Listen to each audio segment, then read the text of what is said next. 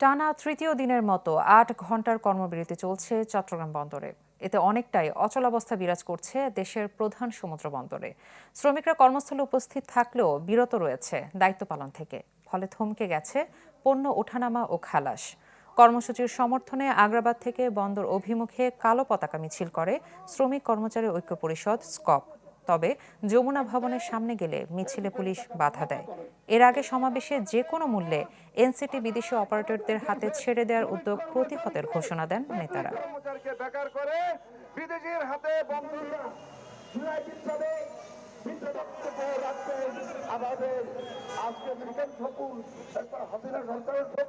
বন্দর কোটি কোটি টাকা মুনাফা করে, এই মুনাফার লাভ পিঁপড়ারা খেয়ে ফেলতে চায়। আমরা সেটা প্রতিরোধ করব। আজকে বন্দর সমুদ্রের স্কপ আন্দোলন করতেছে। বন্দর ডক শ্রমিকরা গত 3 দিন ধরে বন্ধ করে দিয়েছে এবং তাদের সমর্থনে স্কপ এই আন্দোলন চালিয়ে যাবে। আমাদের যেসব শ্রমিক কর্মচারীকে বদলি করা হয়েছে তাদের এই বদলি আদেশ প্রত্যাহার করা হোক এবং বন্দরের চুক্তি যেন কোনো প্রকারের বিদেশি সাথে এই সরকার করতে না পারে, এই সরকারকে আহ্বান জানাবো। এদিকে কাল মঙ্গলবার বন্দরে 24 ঘন্টার কর্মবিরতি রেখেছে শ্রমিক কর্মচারীরা। অপসারণ চেয়েছে বন্দর ও বিডা চেয়ারম্যানের। আরও জানাতে সেখান থেকে যোগ দিয়েছেন ফখরুল ইসলাম। ফখরুল, বিদেশ থেকে দেশে রেমিটেন্সের টাকা আসে নিরাপদে, তাই আজই আপনার আপনজনকে বলে রাখুন রেমিটেন্সের টাকা যেন শুধু নগদেই পাঠায়।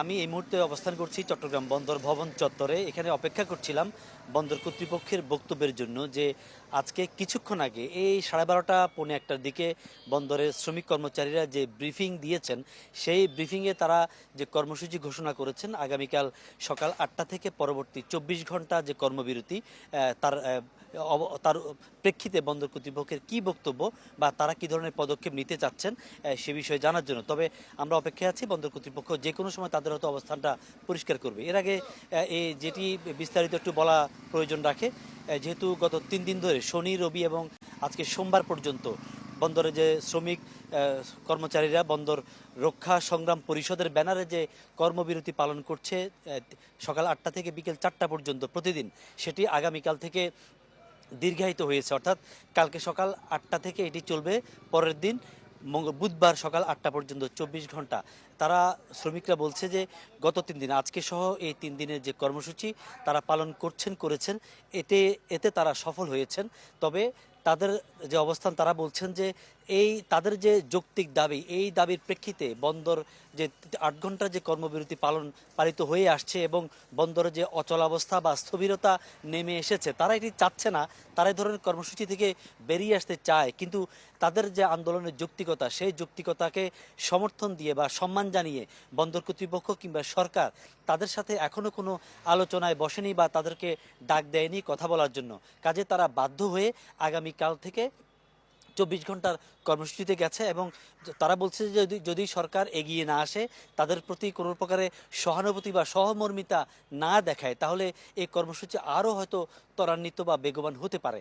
এ ফাঁকে একটু বলে রাখা দরকার যে সকালে আজকে এই কর্মসূচির সমর্থনে আগ্রাবাদে শ্রমিক কর্মচারী ঐক্য পরিষদের চট্টগ্রাম শাখা তারা একটি সমাবেশ করে প্রথমে আগ্রাবাদ বাদামতলী মোড়ে। সেখান থেকে পরে তারা একটি কালো পতাকা মিছিল নিয়ে বের হয় বাদামতলী মোড় থেকে বন্দর অভিমুখে। তবে সেটি যমুনা ভবন চত্বরে আসলে সেখানে আইনশৃঙ্খলা বাহিনীর সদস্যরা তাদেরকে থামিয়ে দেয় বা আটকে দেয় এবং সেখানেই সে মিছিলটি শেষ হয়। তার আগে এই শ্রমিক কর্মচারীরা স্কপের যে সমাবেশ হয়, সংক্ষিপ্ত সমাবেশ হয় বাদামতলী মোড়ে, সেখান থেকে নেতারা বলেছেন যে আসলে চট্টগ্রাম বন্দর একটি সোনার ডিম পাড়া হাঁস।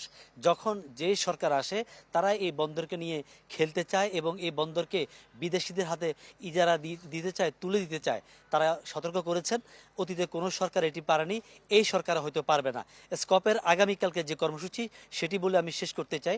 তারা আগামীকালকে 2টি জায়গায় অবস্থান কর্মসূচি পালন করবে সকাল 8টা থেকে 4টা পর্যন্ত। একটি হচ্ছে টোল রোডে এসআর ডিপুর সামনে যেখানে টোল প্লাজা, সেখানে তারা বসবেন এবং সলগোলা মোড়ে তারা অবস্থান করবেন, যাতে করে বন্দরে ওই 2টি সড়ক দিয়ে বন্দরে কোনো গাড়ি প্রবেশ না করে বা বন্দর থেকে কোনো গাড়ি বের হতে না পারে। তো আসলে আজকে এখন পর্যন্ত এই চট্টগ্রাম বন্দরের এনসিটি ইস্যুতে দর্শক, চট্টগ্রাম বন্দর থেকে সরাসরি যুক্ত ছিলেন সহকর্মী ফখরুল ইসলাম।